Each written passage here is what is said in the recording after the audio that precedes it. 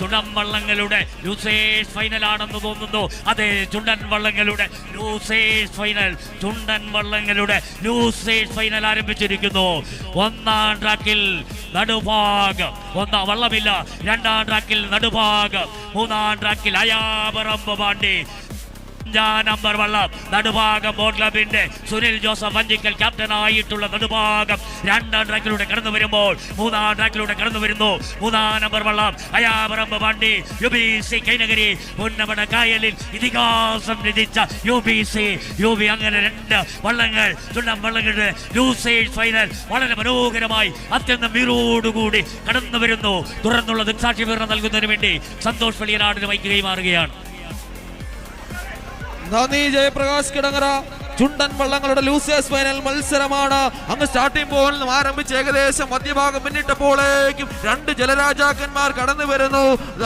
നടുഭാഗവും അയാപറമ്പ് പാട്ടിയും തമ്മിൽ പൊരിഞ്ഞ പോരാട്ടം നടത്തിക്കൊണ്ട് ഇരുകരകളിലും തിങ്ങി നിറഞ്ഞിരിക്കുന്ന ആയിരക്കണക്കിന് ജലോത്സവ പ്രേമികളെ ആകാംക്ഷത്തിൽ ആറാടിച്ചുകൊണ്ട് ആ രണ്ട് ജലരാജാക്കന്മാർ, പേരും പെരുമയുമുള്ള രണ്ട് ജലരാജാക്കന്മാർ, പേരും പെരുമയുമുള്ള രണ്ട് ക്ലബ്ബുകൾ, അവരങ്ങനെ സർവശക്തിയും ആ നയമ്പുകളിൽ ആവാഹിച്ചുകൊണ്ട് കടന്നു വരുന്നു. ഇപ്പോൾ ഇവിടെ നിന്ന് നോക്കുമ്പോൾ ഒപ്പത്തിനൊപ്പം ചെറുതന്നെ നടുഭാഗവും അയാപറമ്പ് പാണ്ടിയും ഒപ്പത്തിനൊപ്പം കടന്നു വരുന്നു. അയാപറമ്പ് പാണ്ടിയാണോ നടുഭാഗമാണോ? രണ്ടും ഇഞ്ചുകളുടെ വ്യത്യാസം പോലും ഇല്ലാതെ ഒരു ചരട് കെട്ടിപ്പിടിച്ചിരിക്കുന്നത് പോലെ ഫൈനൽ മത്സരം ഇതാണെന്ന് പോലും സംശയിക്കേണ്ടിയിരിക്കുന്നു. ഒപ്പത്തിനൊപ്പം അതിമനോഹരമായ രീതിയിൽ കടന്നു വരികയാണ്. നടുഭാഗമാണോ അയാപറമ്പ് പാണ്ടിയാണോ?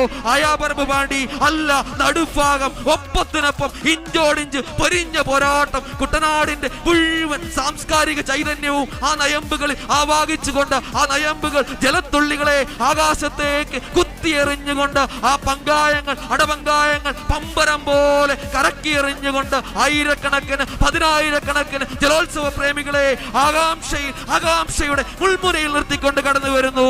ശേഷം വിവരണം ജോളിയെതിരെ. Thank you mister Santhosh Veliyanad. ആവേശകരമായ ചുണ്ടൻ വള്ളങ്ങളുടെ ലൂസേഴ്സ് ഫൈനൽ മത്സരം. ഒന്നാം ട്രാക്കിൽ വള്ളമില്ല. രണ്ടാം ട്രാക്കിൽ 5 നമ്പർ വള്ളം നടുഭാഗം ബോട്ട് ക്ലബ്ബ് സുനിൽ ജോസഫ് വഞ്ചിക്കൽ ക്യാപ്റ്റനായിട്ട് കടന്നു വരുമ്പോൾ മൂന്നാം ട്രാക്കിൽ 3 നമ്പർ വള്ളം അയാപറമ്പ് പാണ്ടി UBC കൈനഗരി അതേ പത്മകുമാർ PR ക്യാപ്റ്റനായിട്ട് കടന്നു വരുമ്പോൾ ചരിത്രത്തിന്റെ ഏടുകളിലേക്ക് ഒന്ന് എത്തി നോക്കാം. നടുഭാഗത്തിന് ചരിത്രമുണ്ട്. 1952 ഇന്ത്യയുടെ പ്രഥമ പ്രധാനമന്ത്രി പണ്ഡിറ്റ് ജവഹർലാൽ നെഹ്റു അതേ തിരുക്കൊച്ചി സന്ദർശിച്ചപ്പോഴാണോ മൺട്രോ തുരുത്തിൽ സജ്ജീകരിച്ച വേളയിൽ 9 ജലരാജാക്കന്മാർ നടുഭാഗവും നെൽസനും ഗോപാലകൃഷ്ണനും പാർത്ഥസാരഥിയും നെപ്പോളിയനും ഗിയർഗോസും ഉൾപ്പെടെയുള്ള ആ വള്ളങ്ങളിൽ തുഴഞ്ഞു നിന്നപ്പോൾ അന്ന് വമ്പന്മാരുടെ കൊമ്പൊടിച്ചവൻ നടുഭാഗമെങ്കിൽ 2019 പ്രഥമ CBL മത്സരത്തില് ചാമ്പ്യൻസ് ബോട്ട് ലീഗിൽ വള്ളാത്തുരുത്തി ബോട്ട് ക്ലബ്ബ് വിജയിപ്പിച്ച വള്ളമാണ്.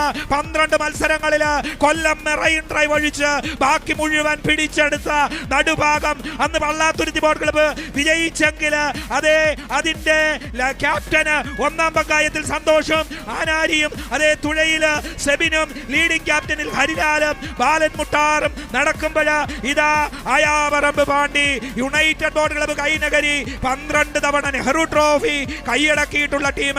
63-ൽ ഗിയർഗോസില്, 64-ൽ സെന്റ് ജോർജില്, 65-ലും 68-ലും പാർത്ഥസാരഥിയില്, 70-ൽ കല്ലൂപ്പറമ്പില്, 76-ൽ കാരിച്ചാലില്, 79-ൽ വലിയ ദിവാച്ചിയില്, 89, 90, 91-ല് ചമ്പക്കുളത്തില്, 93-ല് കല്ലൂപ്പറമ്പനില്, 2014-ൽ ചമ്പക്കുളത്തില്. അങ്ങനെ ആ PR പത്മകുമാറിന്റെ നേതൃത്വത്തില് കുട്ടനാടിന്റെ ഹൃദയതാളം അതേ അയാപറമ്പ് പാണ്ടിയിൽ വരുന്നു. നടുഭാഗം കരക്കാരുടെ ഛത്രപതി അതേ 2-ലൂടെ വരുന്നു. പവർ പാണ്ടി അയാപറമ്പ് പാണ്ടി അവര് വരുന്നു. 3-ലൂടെ UBCയും നടുഭാഗവും ഇതാ ഒരുപോലെ അയ്യടാ പോയടാ വിളിയുടെ താളലഹരിയില് അല്പം മുൻപില് നടുഭാഗം വമ്പന്മാരുടെ കൊമ്പൊടിച്ചവൻ ഇതാ പവർ പാണ്ടിയെ പിടിച്ചു കെട്ടുന്നു. UBCയെ പിടിച്ചു കെട്ടുവോ? ചോദ്യങ്ങൾക്ക് നടുവില് തുഴപ്പാടുകളോ അല്ല. പവർ പാണ്ടി അവരുടെ അവസാന മിനിറ്റുകളിൽ UBC ആണെന്ന് തെളിയിക്കുന്നു. അങ്ങനെ ആവേശത്തില് ആര് ജയിച്ചു എന്ന് ഇവിടെ പറയേണ്ടത്